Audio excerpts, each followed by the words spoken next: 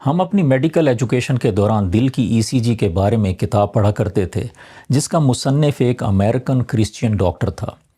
مصنف ہارٹ کے فنکشنز کو، اس کے الیکٹرو کارڈیوگرام کو، ای سی جی کو، کرنٹ کے بننے کو، فلو کرنے کو، بلڈ کے آگے چلنے کو، ہارٹ کے کانٹریکٹ کرنے کو، ریلیکس کرنے کو، جب یہ سارے فنکشنز وہ ایکسپلین کر رہا ہوتا ہے تو وہ ایک ایسے مقام پہ پہنچتا ہے کہ جس کی فنکشنالٹی کو دیکھ کر انسان حیران رہ جاتا ہے کہ کتنی خوبصورتی سے یہ ہارٹ بنا ہوا ہے، کتنی خوبصورتی سے یہ کام کرتا ہے، اور اس میں کتنے انٹیلیجنٹ فنکشنز موجود ہیں۔ تو وہ اس مقام پر پہنچ کر وہ اس پیج کے نیچے ایک فٹ نوٹ میں لکھتا ہے کہ how beautifully God has created our hearts, کہ کتنی خوبصورتی سے خدا نے ہمارے دلوں کو تخلیق کیا ہے۔ یقیناً اس نے اس دل کی اس خوبصورتی میں دل کے خالق کی ایک نشانی کو دیکھا، تو اسی لیے اس نے یہ لکھا۔ اور اللہ تعالیٰ قرآن پاک میں فرماتے بھی ہیں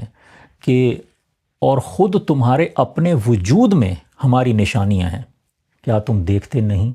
تو ابھی ہم کچھ ایسی ہی نشانیوں کو ڈھونڈنے کی کوشش کرتے ہیں، سمجھنے کی کوشش کرتے ہیں، ان تک پہنچنے کی کوشش کرتے ہیں۔ یہ انسانی دل کا ایک ورٹیکل سیکشن ہے، اس کی ڈائیگرام ہے، اور ہم دیکھ سکتے ہیں کہ دل کے 4 خانے ہیں، 2 ایٹریم ہیں، 2 وینٹریکلز ہیں۔ ایٹریمز بلڈ کو ریسیو کرتے ہیں اور وینٹریکلز بلڈ کو آگے باڈی کی طرف پمپ کرتے ہیں۔ اور دل کے بہت سارے فنکشنز میں جو مین اس کا فیزیولوجیکل جو فنکشن ہے وہ تو بلڈ کو پمپ کرنا ہی ہے، کہ دل ایک پمپ ہے۔ اب اس کو مختصر ہم دیکھ لیتے ہیں کہ کس طرح یہ کام کرتا ہے کہ ہمارا خون سارے جسم کو آکسیجن اور دیگر نیوٹرینٹس سپلائی کرنے کے بعد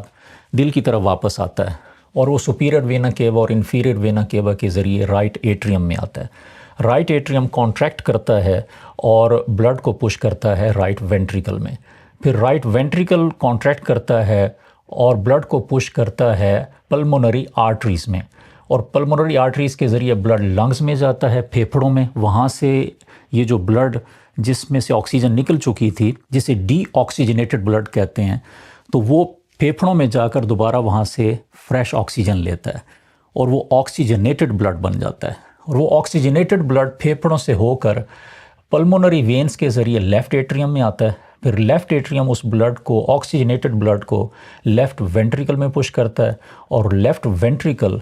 پھر ایک بڑے زوردار پاورفل پش کے ذریعے اس بلڈ کو ایورٹا میں پش کرتا ہے، جہاں سے بلڈ ہمارے سارے جسم میں جاتا ہے، اور سر سے پاؤں تک یہ بلڈ اسی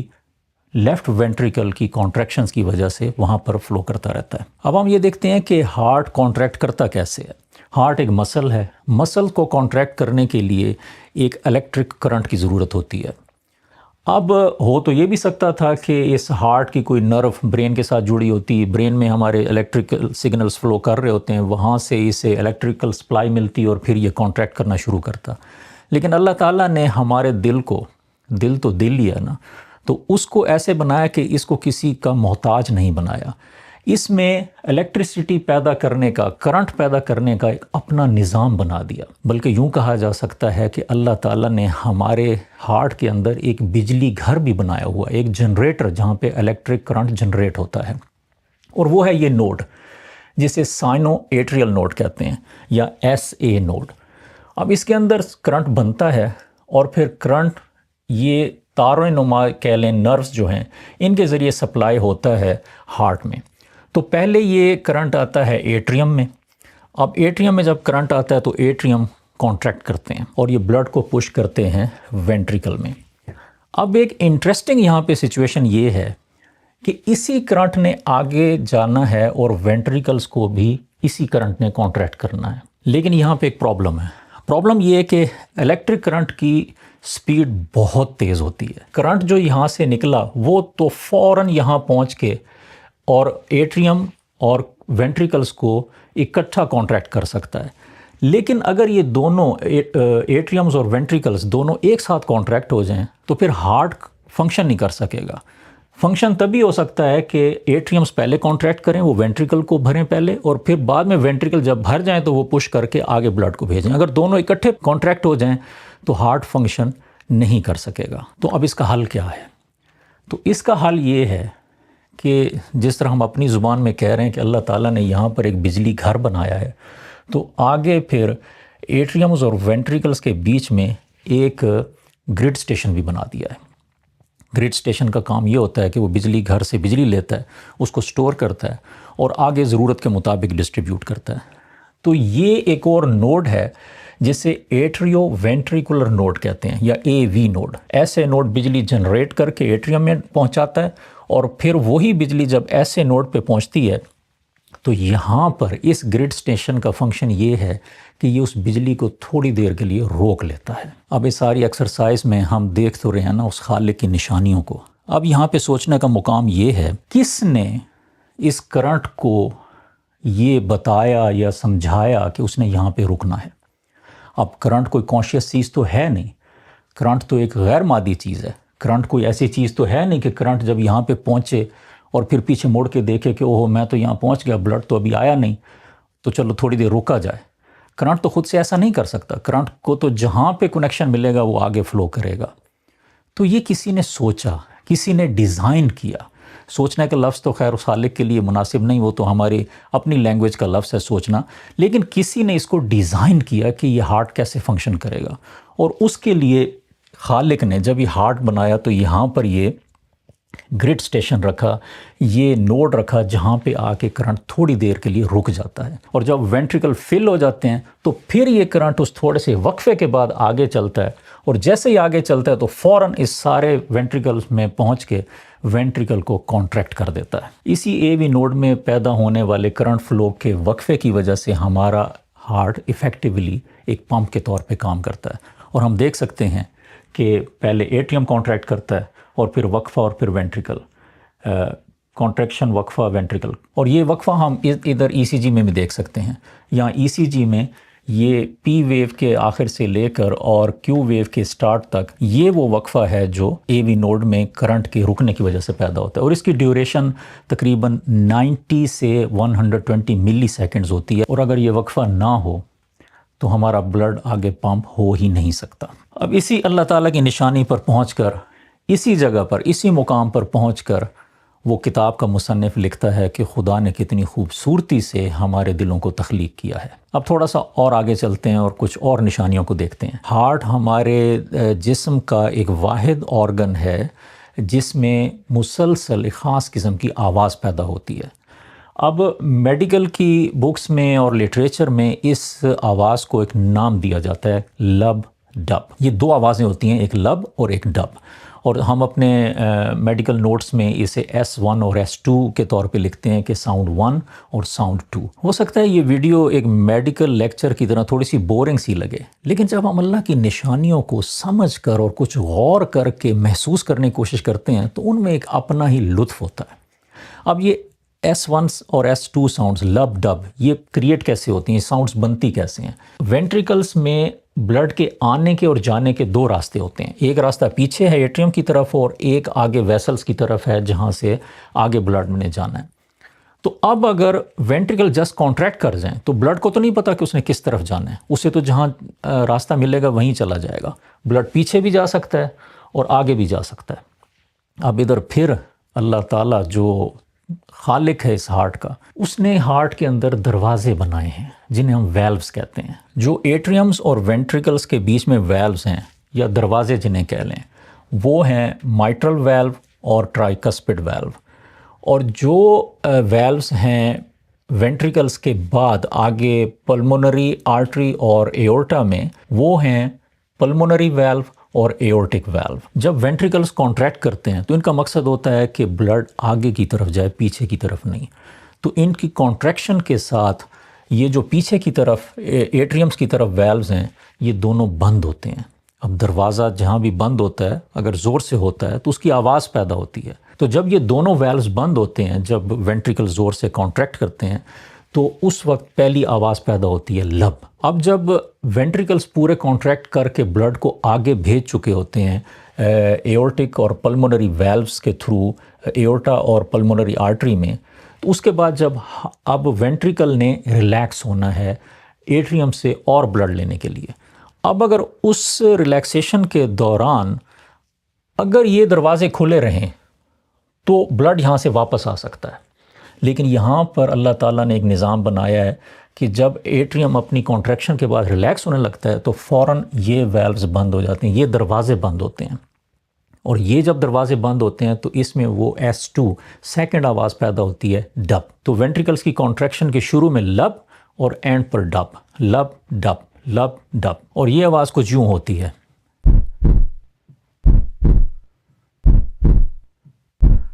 اب اس آواز کی بڑی سگنیفیکنس ہے، میڈیکل سگنیفیکنس تو ہے ہی ہے، لیکن ساتھ اس کی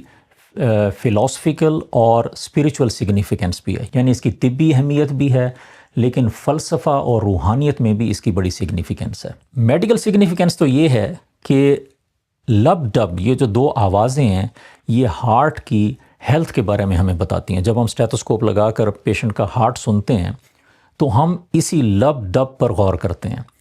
اور ان کی انٹینسٹی، ان کی سپیسنگ، اس کا ردم، یہ سب کچھ ہمیں ہارٹ کی ہیلتھ کے بارے میں بہت ساری انفارمیشن دیتا ہے. اس کے علاوہ اگر اس کے ساتھ کوئی ایڈیشنل اور آوازیں ہوں جس طرح مرمرز وغیرہ، تو اس سے ہمیں کچھ ہارٹ میں موجود ہونے والی پاسبل بیماریوں کا بھی پتہ چلتا ہے. اور دوسری اس کی میڈیکل سگنیفیکنس یہ ہے کہ جب تک لب ڈب ہے تو زندگی ہے، جب یہ لب ڈب ختم رک گئی تو پھر زندگی بھی رک گئی. فلاسفیکل سگنیفیکنس یہ ہے کہ یہ لب ڈب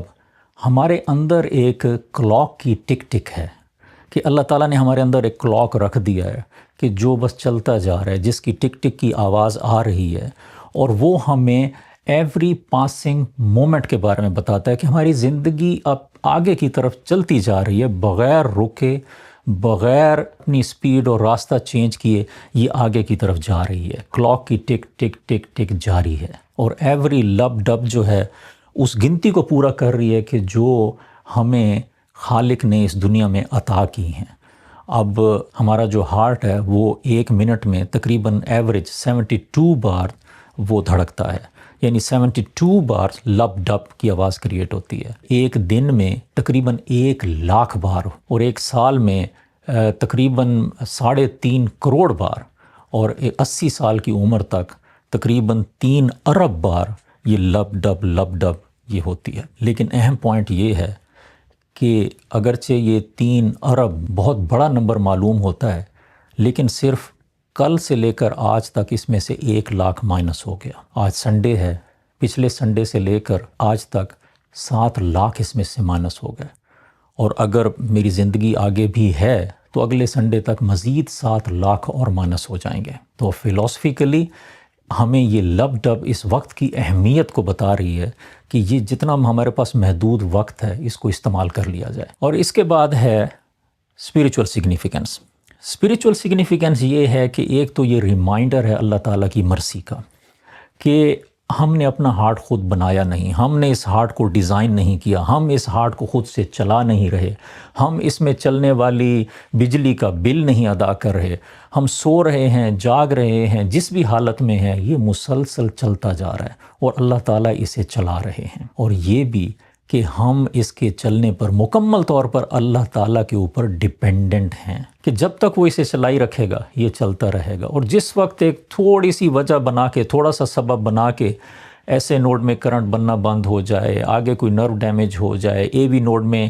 جہاں تھوڑی دیر کے لیے رکا ہے کرنٹ وہ بالکل ہی رک جائے، تو ایوری لب ڈب جو ہے وہ اللہ تعالیٰ کی مرسی ہے، اللہ تعالیٰ کی رحمت ہے، اور اللہ تعالیٰ کی اجازت سے چل رہی ہے، اور ہم اسی پر ہمارا پورا انحصار ہے. اور ایک جو بہت خوبصورت اس میں جو روحانیت کا پہلو ہے وہ یہ ہے، اس لب ڈب کی آواز کو اللہ تعالیٰ کے ذکر سے تشبیہ دی گئی ہے کہ یہ لب ڈب خالی ایسی آواز نہیں ہے کہ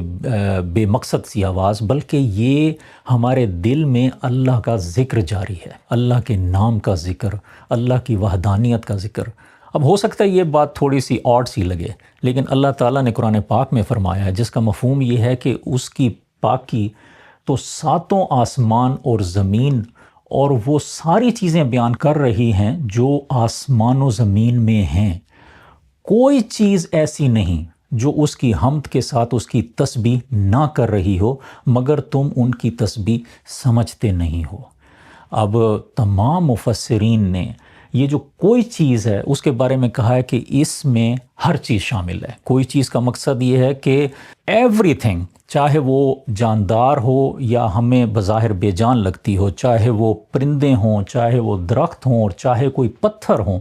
سب چیزیں اللہ کی تسبیح بیان کر رہی ہیں۔ تو جب یہ ساری چیزیں اللہ کی تسبیح بیان کر رہی ہیں تو جو اس پوری کائنات میں اشرف المخلوقات ہے، اور اس اشرف المخلوقات انسان کے اندر جو اشرف الاعضاء ہمارا ایک عضو ہے جو کہ دل ہے،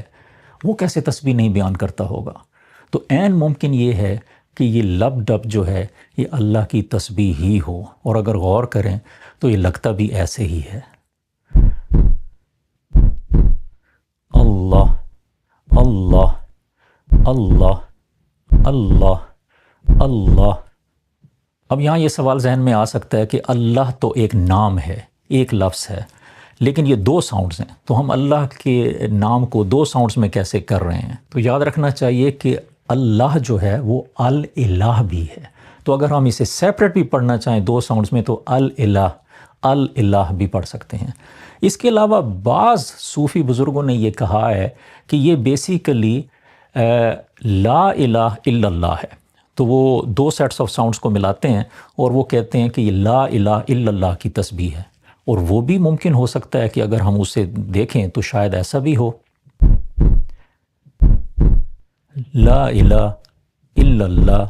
لا الہ الا اللہ، لا الہ الا اللہ، یہ بھی ممکن ہے۔ اور پھر یہ تسبیح، یہ اللہ کا ذکر ہمارے سینوں کے اندر دن رات ہر وقت، ہم سوئے ہیں، جاگ رہے ہیں، کوئی کام کر رہے ہیں، غفلت میں ہیں یا ظاہری طور پر اللہ کی یاد میں بھی ہیں، یہ ذکر ہر وقت جاری و ساری ہے۔ اور اب ہم چلتے ہیں تھوڑا سا اس سے اور آگے کہ اللہ تعالیٰ کا ارشاد ہے کہ اور ہم ہی نے انسان کو پیدا کیا ہے، اور جو خیالات اس کے دل میں گزرتے ہیں ہم ان کو جانتے ہیں، اور ہم اس کی رگ جان سے بھی اس سے زیادہ قریب ہیں۔ رگ جان جسے شاہ رگ بھی کہا جاتا ہے، یہ ہماری گردن کی رگز ہیں۔ اس کا مطلب زمانی بھی ہو سکتا ہے، اس کا مطلب مکانی بھی ہو سکتا ہے، اور اس کا مطلب روحانی بھی ہو سکتا ہے۔ تو اگر ہم اس کو مکانی سینس میں یا فزیکل سینس میں یا فزیولوجیکل سینس میں دیکھیں تو یہ ہماری شاہ رگز ہیں، تو ان شاہ رگز سے بھی اللہ تعالیٰ کہہ رہے ہیں کہ وہ اس سے بھی زیادہ قریب ہیں۔ تو مکانی طور پر فزیولوجیکلی اس سے قریب جو ہے وہ ہارٹ کا وہی مقام ہے جہاں پہ اللہ کا ذکر جاری و ساری ہے۔ اب میں یہ نہیں کہتا کہ جتنا کچھ یہاں پہ میں نے آج ایکسپلین کیا ہے بس وہی واحد ایکسپلینیشن ہے، اس کی کئی اور ایکسپلینیشنز ہو سکتی ہیں، اور اللہ تعالیٰ کا فرمان تو یہ ہے کہ بھئی ہم قیامت تک، جس کا مفہوم یہ ہے کہ ہم قیامت تک اپنی نشانیاں دکھاتے رہیں گے لوگوں کو، یہاں تک کہ وہ سارے بلیو نہ کر لیں۔ تو نہ جانے کتنی ہی نشانیاں اور ہمیں ملیں گی، لیکن اس سب کا مقصد یہ ہے کہ ہم اپنی سوچوں کو پرواز دیں، ہم اپنی سوچوں کو ظاہری ہورائزن سے بھی آگے لے جا کر سوچیں اور دیکھیں اللہ کی نشانیوں کو اور ان صداؤں کو جو ہمارے سینوں کے اندر جاری ہیں۔ اللہ اللہ، تو یہ ہیں وہ چیزیں کہ جو اللہ تعالیٰ فرماتے ہیں کہ اور خود تمہارے اپنے وجود میں نشانیاں ہیں، تو کیا تم دیکھتے نہیں؟ اس ویڈیو کا مقصد یہی ہے کہ ہم اپنے غور و فکر کو بڑھائیں۔ ایک حدیث کا مفہوم ہے کہ ایک گھڑی کا غور و فکر 1 سال کی عبادت سے بہتر ہے۔ اگرچہ محدثین کے مطابق اس حدیث کی سند میں تھوڑا سا ضعف ہے، لیکن اس بات پر سب متفق ہیں کہ اس حدیث کا جو مفہوم ہے وہ قرآن اور سنت کے مفہوم کے عین مطابق ہے۔ تو اس غور و فکر کو جاری رکھیں اور اپنے ویل بینگ چینل کے ساتھ جڑے رہیں، اور مجھے اپنی دعاؤں میں یاد بھی رکھیں۔ السلام علیکم۔